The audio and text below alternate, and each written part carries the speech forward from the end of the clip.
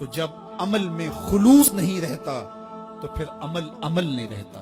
ایک زمانہ تھا، ایک درخت کو لوگ پوجنے لگے، تو وہاں ایک صوفی تھا، عبادت گزار تھا، شب زندہ دار تھا۔ اسے پتا چلا کہ لوگ درخت کو پوج رہے ہیں، اور وہ کھڑا ہوا، اس درخت کو کاٹ دوں گا جس کو لوگ اللہ کا شریک سمجھ رہے ہیں اور پوج رہے ہیں۔ ہاتھ میں کلہاڑا پکڑا اور اس درخت کو کاٹنے کے لیے نکلا۔ راستے کے اندر شیطان کھڑا تھا، اس نے کہا میں تو نہیں جانے دوں گا، اور شیطان نے راستہ روکا، اس نے پٹک کے شیطان کو زمین پہ مارا اور اس کی چھاتی پہ بیٹھ گیا۔ شیطان بہت مکار ہے، اور وہ ہر ایک کو ایک طریقے سے نہیں لوٹتا، اس کے بڑے مکر و فریب اور دجل و تلبیسات ہیں۔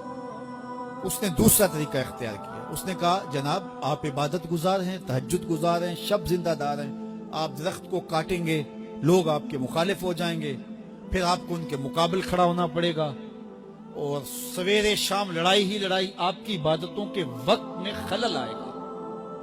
تو آپ نے ان کی قبر میں تھوڑا جانا ہے، آپ کی قبر اپنی ہے، ان کی قبر اپنی ہے، آپ چھوڑیے ان کو۔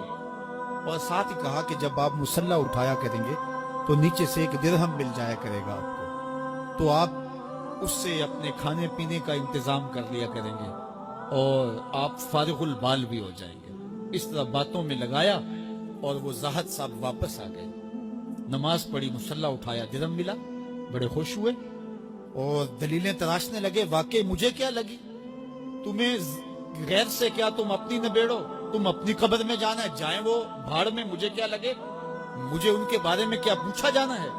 نمازیں پڑھتا ہے، ہر نماز کے بعد مصلی اٹھاتا ہے تو ایک درہم ملتا ہے۔ کافی دن گزر گیا، دل بھی آہستہ آہستہ مردہ ہو گیا۔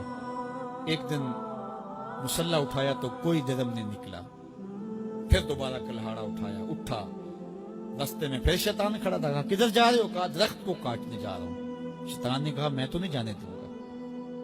اس کو تجربہ تھا کہ میں اس کو پٹک کے زمین پہ مارا تھا، یہ میرے سے طاقتور تو ہے ہی نہیں۔ اس نے پھر گریبان سے پکڑ لیا، شیطان نے پٹک کے زمین پہ مارا اور چھاتی پہ بیٹھ گیا۔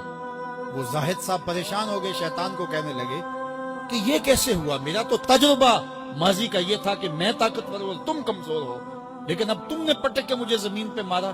تو کہا صاحب اس دن تم اللہ کی رضا کے لیے جا رہے تھے، آج تم درہم کے لیے جا رہے ہو۔ تو جب عمل میں خلوص نہیں رہتا تو پھر عمل نہیں رہتا، عمل میں قوت نہیں رہتی، پھر سجدے بے روح ہو جاتے ہیں، نمازیں بے ذوق ہو جاتی ہیں، صفیں کج دل پریشاں، سجدے بے ذوق کہ وہ جذب اندروں باقی نہیں۔ نماز روزہ حج زکوٰۃ سب کچھ ہے باقی، مگر تو باقی نہیں۔ پھر سب کچھ چلتا رہتا ہے لیکن رسم ہوتی ہے، لا یبقى من الاسلام الا اسمہ ولا یبقى من القرآن الا رسمہ۔ پھر قرآن پڑھا جاتا ہے، رسم ہوتا ہے، قرآن دل کو پھر نہیں بدلتا، اس لیے کہ رسم اداری ہو رہی ہے۔